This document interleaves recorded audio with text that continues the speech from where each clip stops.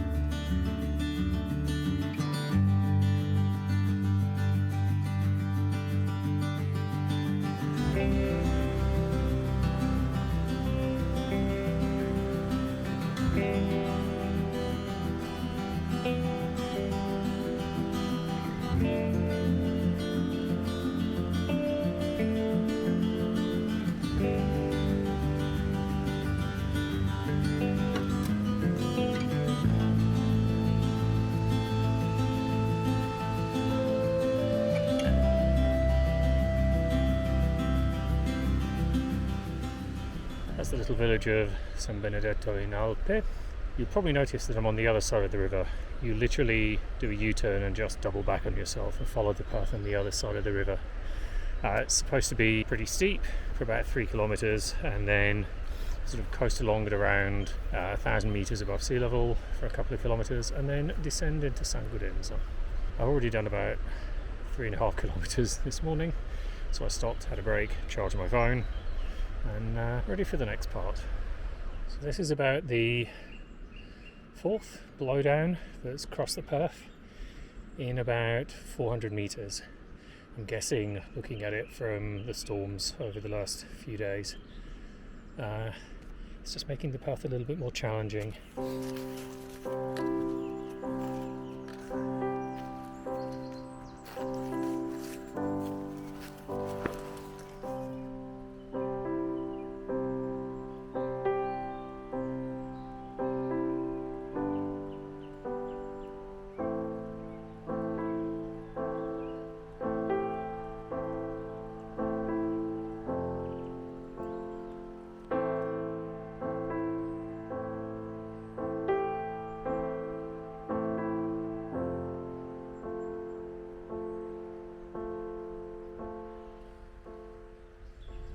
Firstly, they weren't joking about it being steep. Secondly, we have a landslide that I need to negotiate. I'm going to take a moment to think about this one. The path continues literally just the other side of the tree. I'm debating whether to go up and over or down and round. I'll let you know once I've done it if I survive. Okay, that was tough. That's just taken about 15 minutes to get around the landslide, and we had a bit of a tumble. We had to actually clean and then put a plaster on a little graze on the elbow. I know that there's some water later on, so I'll give it a proper run there when I get to the tap. It's in about 5 kilometres, 6 kilometres, and then put another plaster on just to make sure and give the arm a proper clean. But it's also a good reminder as to why you always bring a first aid kit.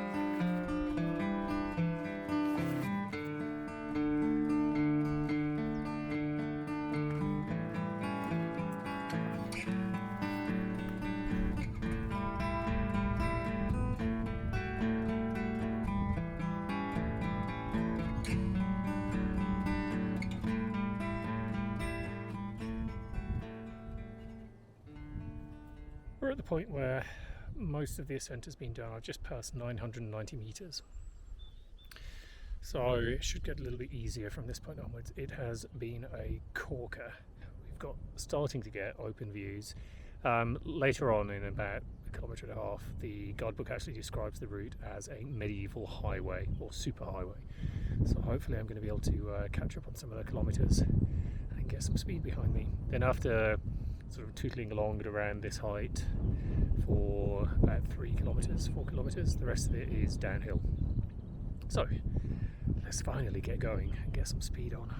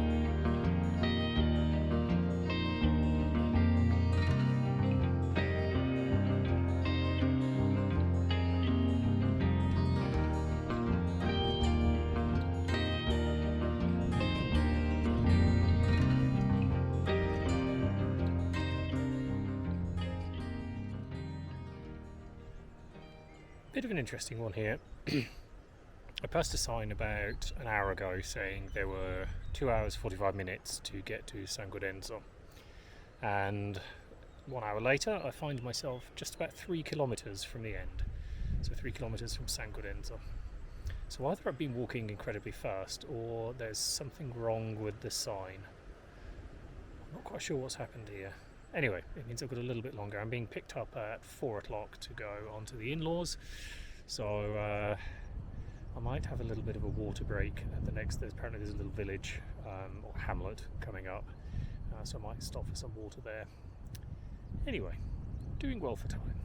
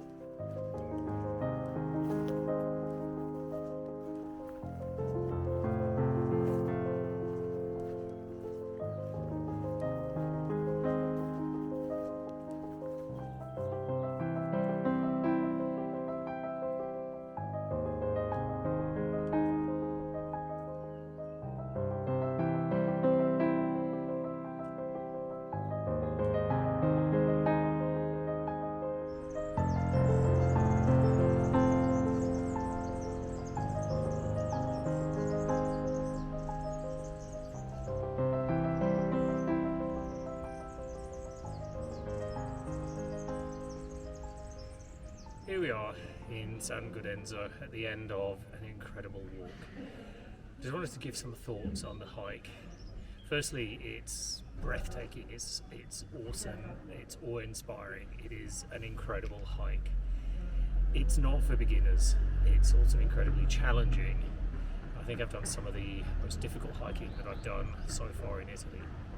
I didn't get the best experience with the middle 3 days, obviously, with the weather, but I'm definitely going to come back and finish this into Florence and then back to Ravenna. It goes on a route further to the south. It is a walk that I would not really recommend for novice hikers. It's incredibly challenging, it's very remote, and you really need the kind of skills that will help you make decisions about what your capabilities and what your abilities are. Today is a perfect example with the landslide that I had to get around. But if you've got the experience, it's a hike that I would absolutely recommend. It is incredible, absolutely incredible, and well worth your time. As always, thanks for watching. Hope you enjoyed the videos. Please do like and subscribe. It really helps the channel grow.